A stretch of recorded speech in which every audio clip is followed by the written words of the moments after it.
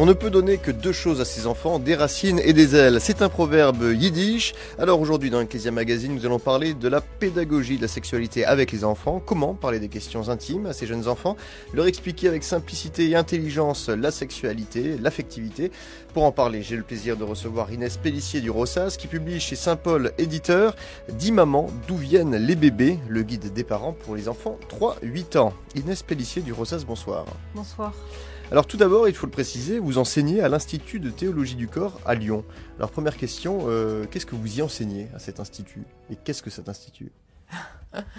Vaste question, vous direz. L'Institut de théologie du corps a commencé à exister l'année dernière, en novembre 2014. Il y a eu un grand colloque à Lyon d'inauguration. Et cet institut veut faire connaître en France la théologie du corps de Saint Jean-Paul II. Oui. Il y a tout un mouvement actuellement d'intérêt énorme pour cette théologie. Je pense au Forum Waouh, par exemple. Et derrière ce mouvement, on a le désir de donner à ceux qui s'y intéressent une formation plus approfondie à cette théologie du corps. Ça peut aider énormément de gens. Ça peut aider évidemment les couples mariés. Ça aide aussi les prêtres, la théologie du corps, à vivre le don qui est le leur. Ça peut aider les parents dans l'éducation de leurs enfants parce que ça affine beaucoup notre regard au moment de parler aux enfants de sexualité. Ça peut aider dans énormément de domaines. Il y a beaucoup de champs d'application qui ne sont pas encore tous couverts.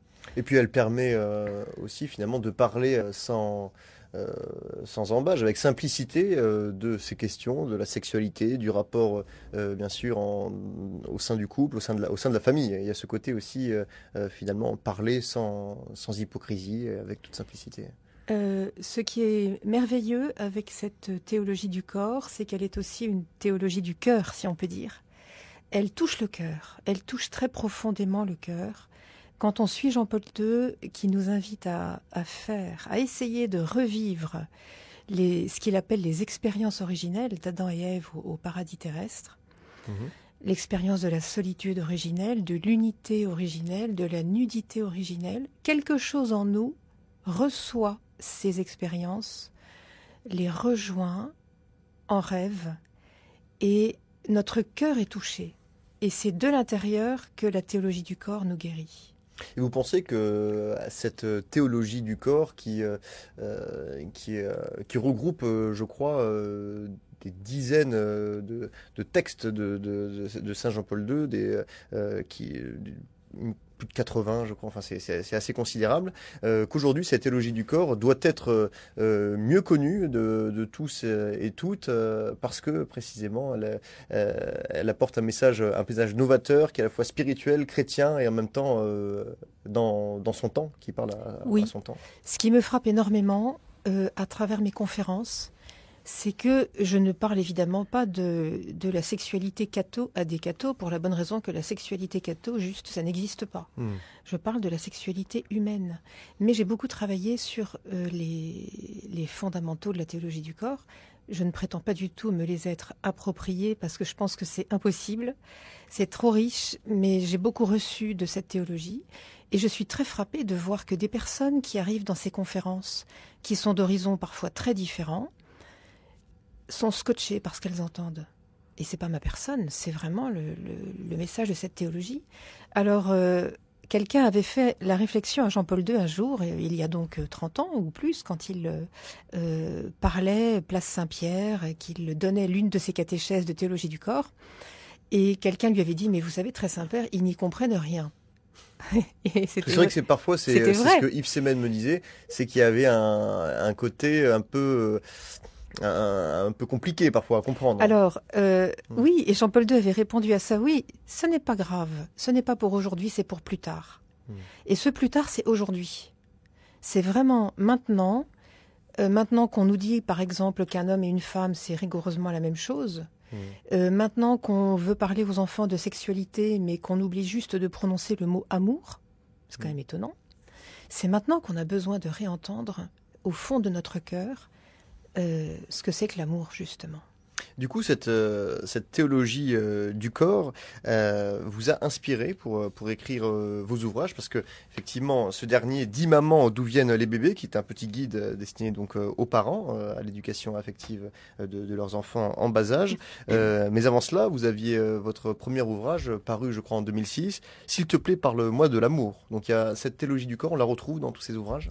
Oui, parce qu'en fait, encore avant, j'ai eu la chance de travailler pour une recherche, pour une thèse à la Sorbonne sur la question de la pudeur. Mmh.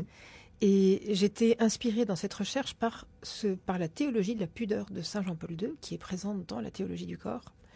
Et ça a entraîné ensuite une recherche strictement philosophique et historique.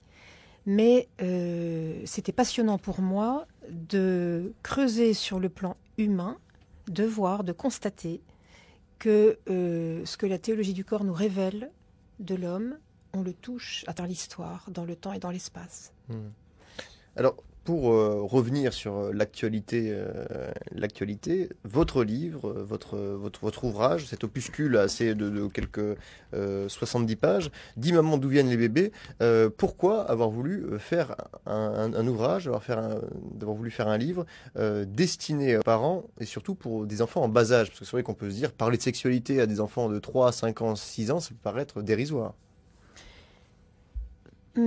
J'ai constaté qu'en fait, beaucoup de parents ont des enfants, soit qui sont confrontés à des choses à l'école, soit qui se posent des questions sur viennent les bébés. Et ces parents pensent que, en fait, c'est beaucoup trop tôt, qu'il ne faut pas commencer trop tôt, et qu'il faut mieux attendre 7-8 ans. Mais pourquoi attendre? Qu'est-ce qui, dans le sujet, ferait qu'on ne peut pas en parler? Notre regard a besoin d'être purifié, finalement, et simplifié. Quand un enfant pose des questions sur la vie, sur les bébés, ce sont des questions très concrètes en général, genre maman, pourquoi la dame a un gros ventre? Parce que l'enfant ne fait pas de haute philosophie, il part de ce qu'il constate. Quand un enfant pose ces questions, il y a une question derrière qu'il ne faut pas rater. C'est « et moi, d'où je viens? Et moi, maman, dis-moi d'où je viens. Est-ce que moi, on m'a aimé ?» Et les parents doivent bien intégrer que le fait de parler à l'enfant, c'est beaucoup plus que simplement lui délivrer une info sur la sexualité. Pour ça, un livre qu'on achète et qu'on met dans les mains de l'enfant suffit à la limite. Mais il y a derrière cette question de l'enfant, et il ne faut pas rater la réponse, parce que l'enfant a besoin de savoir s'il vient de l'amour. Et quand on lui répond sur la vie, sur les bébés, sur son origine, on lui révèle cette origine, et on lui révèle que cette origine, c'est l'amour.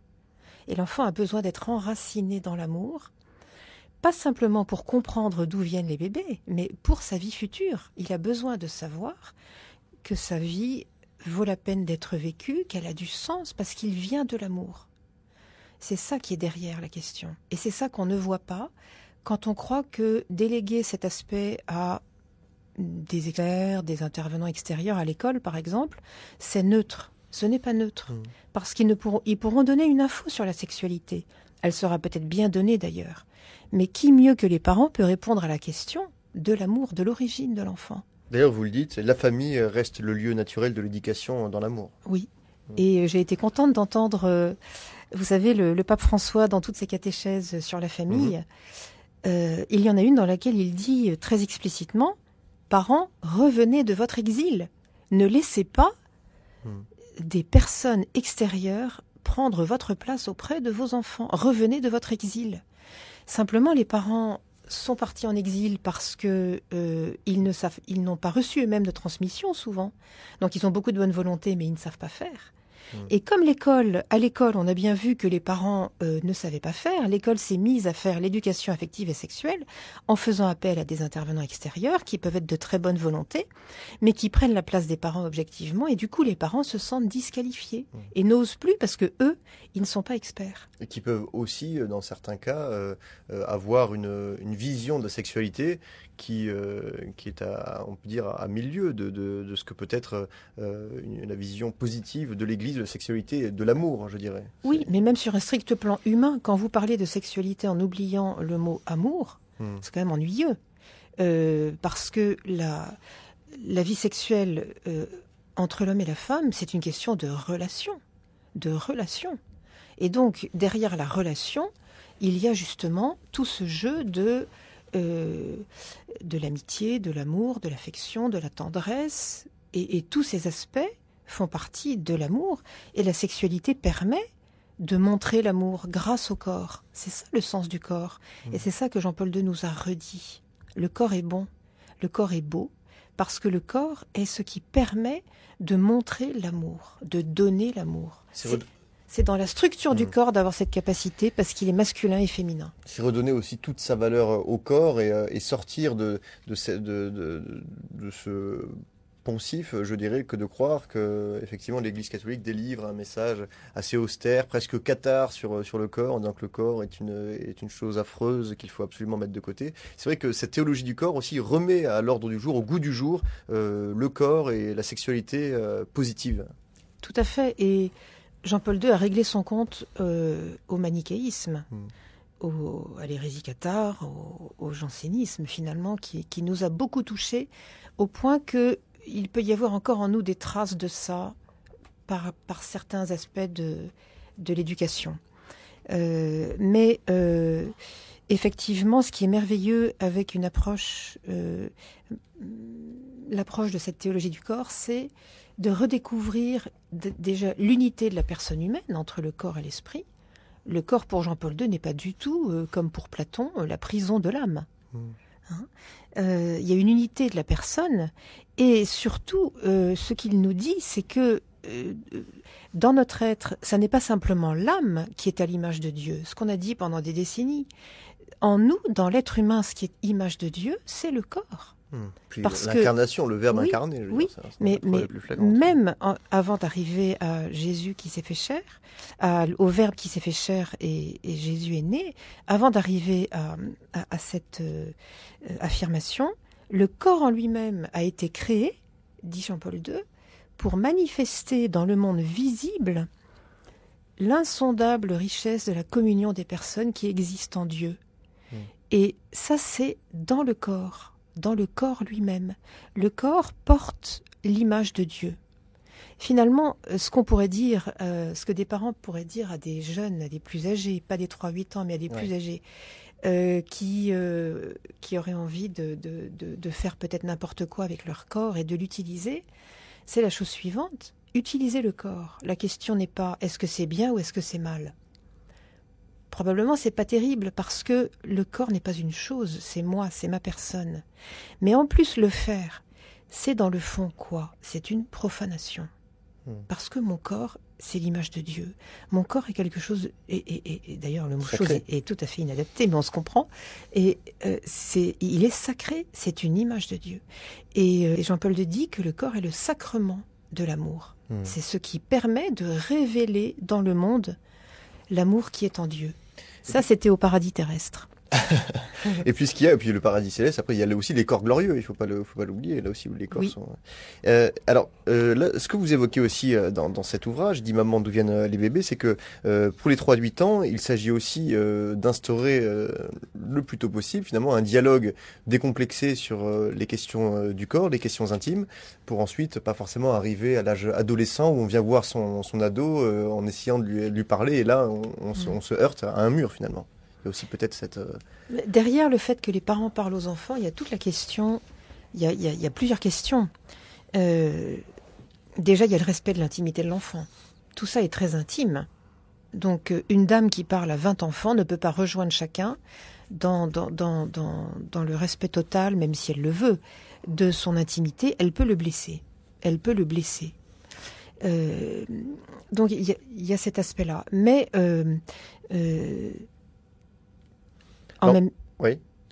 En même temps, si vous voulez, les parents vivent avec les enfants. Ils sont là tout le temps. Donc ils voient l'évolution de l'enfant. Ils voient l'enfant grandir, ils voient l'enfant rentrer de l'école avec une inquiétude, une peur, quelque chose qui s'est mal passé. Les parents sont les plus proches. C'est très naturel que cette éducation se fasse à la maison. Et en plus, c'est très heureux parce que ça va créer avec l'enfant une relation d'intimité, de confiance. Et même si, vous voyez, quand on parle très tôt à l'enfant, ce qui est amusant, c'est que l'enfant ne comprend pas tout.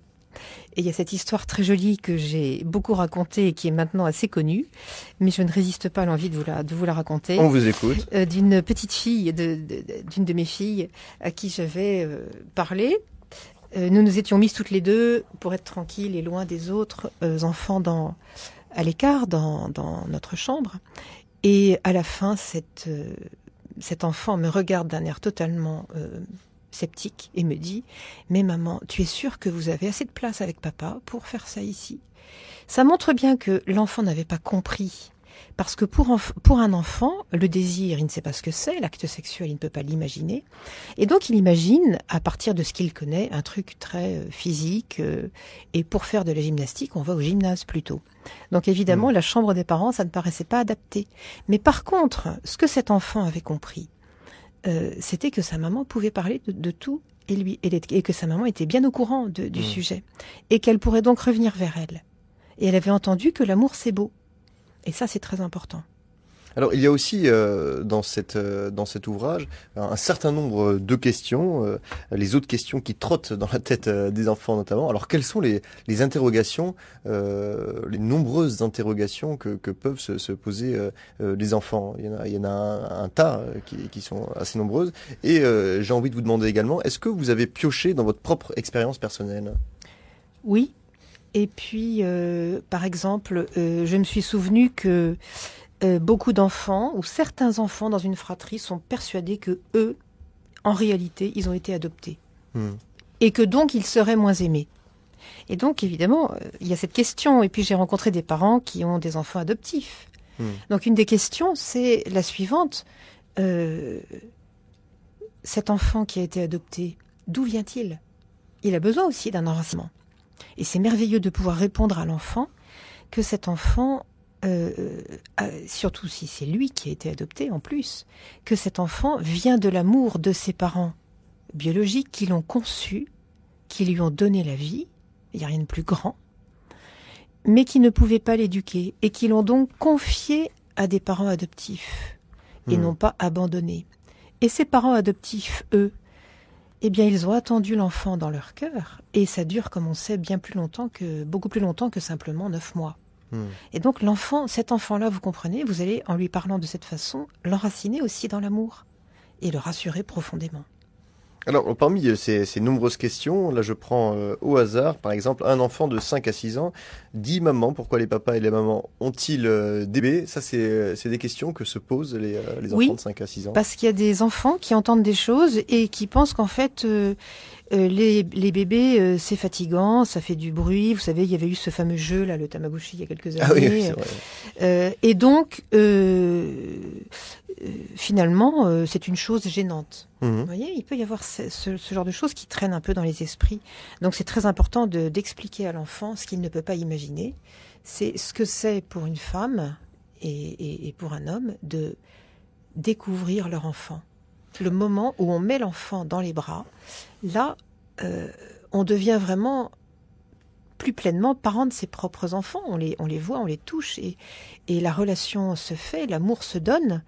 Et c'est quelque chose de merveilleux. On n'est pas dans une théorie, là. On est dans du concret, dans le réel.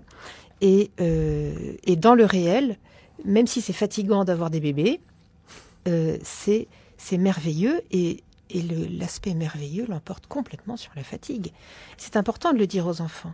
Alors il y a aussi cette question comment on fait les bébés, la fameuse question sur la conception des enfants.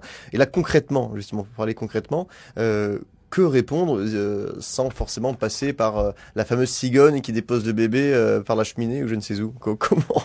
Alors là, c'est le moment d'éviter la cigogne. Ouais, c'est ça. Parce qu'en fait, si on parle de la cigogne, c'est qu'on extrait justement la question du corps aussi. Oui, et puis en fait, derrière les choux et les cigognes, je pense qu'il y avait l'envie de raconter une belle histoire aux enfants. Mais comme la réalité est très belle et même assez merveilleuse, ce que je propose, c'est qu'on raconte aux enfants une belle histoire vraie. Une belle histoire vraie. Et donc, on va raconter à l'enfant, mais en plusieurs étapes. Ça ne peut pas se faire en une seule conversation. L'enfant se fatigue en plus assez rapidement. On va raconter à l'enfant en plusieurs étapes. D'abord, sa naissance. Comment naissent les bébés? Comment vivent-ils dans le ventre de leur maman? Est-ce qu'ils sont bien installés? Les enfants posent des questions très très concrètes. Mhm. Et puis ensuite, on va, suivant une démarche assez logique de l'enfant lui-même d'ailleurs, on va expliquer à l'enfant comment le bébé est entré dans le ventre de la maman. Et en réalité, ce n'est pas le bébé qui est entré, mais ce sont les graines de vie du papa. Et donc là, de façon très progressive, on va expliquer à l'enfant, en prenant des images qu'il peut comprendre, en marquant le lien qu'il y a dans la personne humaine entre le corps et le cœur, que c'est l'amour qui est dans le cœur du papa et de la maman qui déborde dans leur corps. L'enfant sait que quand on s'aime, on se fait des câlins. L'enfant en a besoin. Et donc, à partir de ce qu'il connaît et de cette expérience qu'il a, il peut tout à fait imaginer qu'il y a un câlin particulier pour les papas et les mamans, qu'on peut appeler, si on veut, le câlin des amoureux, un câlin réservé. Et que c'est dans ce câlin, on part comme ça, que l'amour du cœur du papa et du cœur de la maman, en passant dans leur corps, les rend capables de ne faire plus qu'un, de se fondre l'un dans l'autre et de s'aimer. Donc on parle précisément là avec des mots justes, je dirais. Oui, complètement justes. On n'est pas dans la mythologie ou dans l'historiette. Pas du tout. On utilise, je pense qu'il est important aujourd'hui d'utiliser les termes techniques, ouais. Ce que je ne proposais pas il y a quelques années. Mais il est très important que les enfants sachent que les mots qui désignent les organes génitaux ne sont pas des mots sales. Et aujourd'hui, ces mots sont mélangés, utilisés dans un contexte qui peut être celui du langage pornographique. Et du coup, ça les salit. Il est très important, par exemple, que la petite fille sache et que le petit garçon sache que dans le corps des petites filles et des femmes, il y a le vagin. Il faut prononcer maintenant ces mots pour qu'ils soient prononcés dans une ambiance belle. Et d'une certaine façon, on va les protéger, ces mots. Vous voyez ?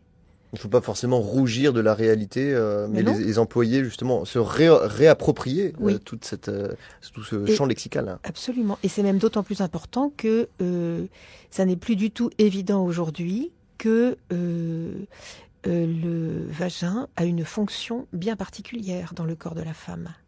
On pense qu'il peut être remplacé par d'autres organes du corps. Ouais. Et vous pourrez même entendre raconter à des ados que on est vraiment égaux hommes et femmes, puisque par exemple le corps des garçons peut être pénétré comme le corps des filles. Vous voyez, on entend des choses comme ça. Donc c'est très important d'expliquer à l'enfant qu'il y a dans le corps de la jeune fille et de la femme, et de toutes les femmes et de toutes les mamans, cet organe par lequel le papa peut donner tout son amour à la maman dans son corps et lui donner en même temps ses graines de vie et permettre ainsi à un nouveau petit enfant de commencer à exister. Alors il y a aussi, et l'émission touche malheureusement déjà à sa fin, alors qu'il y aurait beaucoup à en dire encore, la question de la nudité du corps des parents. Donc là aussi une question particulière. Concrètement, là aussi, comment doit-on se comporter vis-à-vis de ses enfants? Jusqu'à quand, par exemple, on peut prendre une douche avec ses enfants, les doucher, ou parler de la nudité sur la plage aussi, ce rapport à la nudité précisément. Le rapport à la nudité reste difficile et on doit un peu le penser parce que la nudité pour nous n'est plus innocente puisque nous ne sommes plus au paradis terrestre. Donc les naturistes voudraient bien qu'en enlevant les vêtements sur les plages et dans les centres où ils se retrouvent, la nudité fasse que tous les problèmes sont abolis. Mais comme en réalité c'est dans notre cœur qu'il peut y avoir une convoitise du corps de l'autre, et pas dans notre corps d'abord, la nudité n'est pas l'enjeu. Maintenant, comme nous ne sommes plus au paradis terrestre, c'est important de penser à la manière de nous comporter avec les enfants, et toujours dans l'idée de les respecter parce que ce sont des personnes. Donc moi, ce que je propose, c'est la chose suivante, qui me paraît de bon sens.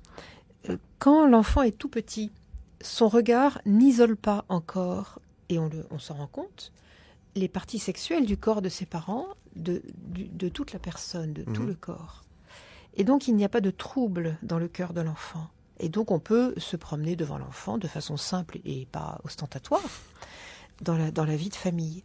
Mais il y a un moment, et c'est assez tôt, où son regard change, où il est moins à l'aise.